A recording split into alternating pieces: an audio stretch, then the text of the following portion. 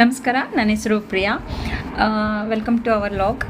ಇದೇ ಮೊದಲು ನನ್ನ ಚಾನಲ್ ನೋಡ್ತಾ ಇದ್ದೆ, ದಯವಿಟ್ಟು ಸಬ್ಸ್ಕ್ರೈಬ್ ಮಾಡಿ. ಏನು ಇವತ್ತು ನಾನು ಬಂದಿದ್ದ ವಿಷಯ ಅಂತ ಹೇಳಿದರೆ, ನಾನು ಸುಮ್ಮನೆ ಹಾಗೆ ವೀಡಿಯೋಸ್ಗಳು ನೋಡ್ತಾ ಇದ್ದರೆ ತುಂಬ ಜನ ವೆಯ್ಟ್ ಲಾಸ್ ಮಾಡೋದು ಹೇಗೆ, ಆಫ್ಟರ್ ಡೆಲಿವರಿ ವೆಯ್ಟ್ ಲಾಸ್ ಹೇಗೆ ಮಾಡ್ಕೊಳೋದು ಅನ್ನೋದ್ರ ಬಗ್ಗೆನೇ ಜಾಸ್ತಿ ಕೊಡ್ತಾಯಿದ್ರು. ಸೊ ನಾನು ಯಾಕೆ ನಂದೊಂದು ಹೇಳಬಾರ್ದು, ನಾನು ಫಾಲೋ ಮಾಡಿದ ರೀತಿನೇ ಯಾಕೆ ಹೇಳ್ಬೋದು. ನಾನು ಕೂಡ ತುಂಬ ತಪ್ಪುಗಳನ್ನು ಮಾಡಿದೆ ಫಸ್ಟ್ ಕನ್ಸೀವಲ್ಲಿ. ಏನಂದರೆ ಫಸ್ಟ್ ಕನ್ಸೀವ್ ಆಗ್ತಿದ್ದಂಗೆ ಸಿಕ್ಕಾಪಟ್ಟೆ ನನಗೆ ಇದರಲ್ಲಿ ಪ್ರೆಗ್ನೆನ್ಸಿಲಿ ವಾಮಿಟಿಂಗ್ ಜಾಸ್ತಿ ಇದ್ದಿದ್ದಕ್ಕೆ ಏನು ಸಿಗುತ್ತೆ ಅದು ಹೊರಗಿಂದೇ ಜಾಸ್ತಿ ನಂಗೆ ಇಷ್ಟ ಆಗ್ತಿತ್ತು. ನಾನೇ ಮಾಡ್ಕೊಂಡು ತಿನ್ನೋದು ಅಂದರೆ ನಂಗೆ ತುಂಬ ಹಿಂಸೆ ಆಗ್ತಾಯಿತ್ತು. ಬಟ್ ಆದರೂ ಕೂಡ ಆದಷ್ಟು ಮನೆಯಲ್ಲೇ ಮಾಡ್ಕೊಳೋಕೆ ಟ್ರೈ ಮಾಡಿದ್ರು, ಹೊರಗಿಂದೇ ತಿಂತಾಯಿದ್ದೆ. ಅದರಲ್ಲಿ ಸ್ವೀಟ್ ತುಂಬಾ ಇಷ್ಟ ಆಗ್ತಾಯಿತ್ತು ನನಗೆ. ಅದರಿಂದ ಮಗುದು ತುಂಬಾ ಬೇಗ ಗ್ರೋತ್ ಆಗುತ್ತೆ. ಆಮೇಲೆ ನಮಗೂ ಏನಾಗುತ್ತೆ, ಬಾಡಿಯಲ್ಲಿ ಬೇಡವಾಗಿರೋ ಕೊಲೆಸ್ಟ್ರಾಲ್ ಅದೆಲ್ಲ ಹೊರಗಿನ ಜಂಕ್ ಫುಡ್ ಎಲ್ಲ ತಿನ್ನೋದ್ರಿಂದ ತುಂಬಾ ಇದು ಪ್ರಾಬ್ಲಮ್ ಆಗುತ್ತೆ. ಅದು ಯಾವಾಗ ಅಂದರೆ ಆಫ್ಟರ್ ಡೆಲಿವರಿ ಆದಮೇಲೆ ನಮಗೆ ಅದ್ರ ಎಫೆಕ್ಟು ಸ್ಕಿನ್ ಮೇಲಾಗಲಿ ಇದ್ರ ಮೇಲಾಗಲಿ ಹೇರಲ್ಲಾಗಿ ಕಾಣಿಸ್ಕೊಳೋಕೆ ಶುರುವಾಗುತ್ತೆ. ಅದಕ್ಕಿಂತ ಮುಂಚೆನೇ ಅಂದರೆ ಯಾವಾಗ ನೀವು ಪ್ರೆಗ್ನೆಂಟ್ ಆಗಬೇಕು ಅಂತ ಟ್ರೈ ಮಾಡ್ತಾ ಇದ್ದೀರಾ ಅಥವಾ ಪ್ರೆಗ್ನೆನ್ಸಿ ಆಯಿತು ಅಂತ ಗೊತ್ತಾಗುತ್ತೋ ಅವಾಗಿಂದನೇ ನೀವು ಆದಷ್ಟು ಹೆಲ್ದಿಯಾಗಿ ಕೊಡ್ತಾ ಹೋಗಿ. ಅಂತ ಏನು ಜಂಕ್ ಫುಡ್ ಎಲ್ಲ ತ್ಯಾಗ ಮಾಡಿ ಅಂತ ಹೇಳಲ್ಲ.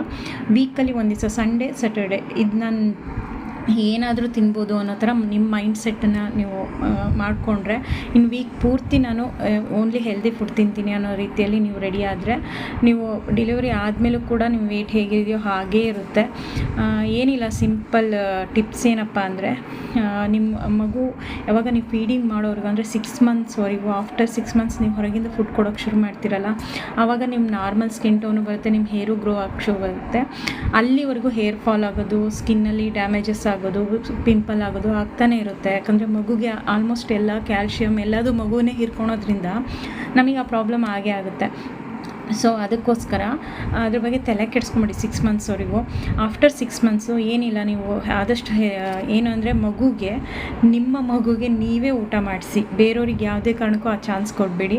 1 ಅವರ್ ಅಲ್ಲ 2 ಅವರ್ ತೊಗೊಂಡ್ರೂ ಪರವಾಗಿಲ್ಲ, ಟಿ ವಿ ಮಾತ್ರ ತೋರಿಸ್ದೆ, ಹಾಗೆ ಮೊಬೈಲ್ ತೋರಿಸ್ದೆ ನೀವೇ ಓಡಾಡಿಕೊಂಡು, ಟೆರೆಸ್ ಮೇಲೆ ಓಡಾಡಿಕೊಂಡು, ಗಾರ್ಡನಲ್ಲಿ ಓಡಾಡಿಕೊಂಡು, ಎಲ್ಲಾದರೂ ಹೋಟೆಲ್ ಓಡಾಡಿಸ್ಕೊಂಡು ಮಗುಗೆ ಊಟ ಮಾಡಿಸಿ, ಆಯಿತಾ? ಮಗುನೂ ಚೆನ್ನಾಗಿ ಊಟ ಮಾಡುತ್ತೆ, ನಿಮ್ಮದು ವೆಯ್ಟ್ ಲಾಸ್ ಆಗುತ್ತೆ. ನಿಮ್ಮ ಮಗುಗೆ ನೀವೇ ಊಟ ಮಾಡಿಸಿ, ಬೇರೆಯವ್ರಿಗೆ ಯಾವುದೇ ಕಾರಣಕ್ಕೂ ಊಟ ಮಾಡ್ಸೋಕ್ಕೆ ಕೊಡಬೇಡಿ. ಇಲ್ಲಾಂದರೆ ನೀವು ಆರಾಮಾಗಿದ್ದರೆ ನಿಮ್ಮ ಬಾಡಿನೂ ಆರಾಮಾಗಿ ನಿಮ್ಮನ್ನು ಹಾಗೆ ಕರ್ಕೊಂಡು ಹೋಗುತ್ತೆ ಅಗಲ ಮಾಡ್ಕೊತ. ಸೊ ಇದು ನನಗೆ ವರ್ಕೌಟ್ ಆಗಿದೆ, ನಿಮಗೂ ಕೂಡ ಹೆಲ್ಪ್ ಆಗ್ಬೋದು ಅಂತ ಈ ಲಾಗ್ನ ಮಾಡ್ತಾಯಿದ್ದೀನಿ. ಆದಷ್ಟು ನೀವು ಹೆಲ್ದಿಯಾಗಿ ತಿನ್ನೋಕ್ಕೆ ಟ್ರೈ ಮಾಡಿ. ಅದರಿಂದ ಎಕ್ಸಸೈಸ್ ಮಾಡೋದೆಲ್ಲ ತುಂಬ ದೂರದ ಮಾತು. ಯಾಕಂದರೆ 2 ಮಕ್ಕಳು ಆದಮೇಲೆ ತುಂಬಾ ಕಷ್ಟ. ಮೊದಲನೇ ಮಗುಗೆ ಹೇಗೋ ಆಗೀಗ ಅಡ್ಜಸ್ಟ್ ಮಾಡ್ಬೋದು. 2ನೇ ಮಗು ಆದಮೇಲೆ 1ನೇ ಮಗುನ ರೆಡಿ ಮಾಡಿಬಿಡೋ ಅಷ್ಟೊತ್ತಿಗೆ 2ನೇ ಮಗು ಎದ್ಬಿಡುತ್ತೆ. ಬರ್ತಾ ನಿದ್ದೆ ಟೈಮಿಂಗ್ಸು ಕಡಿಮೆ ಆಗುತ್ತೆ.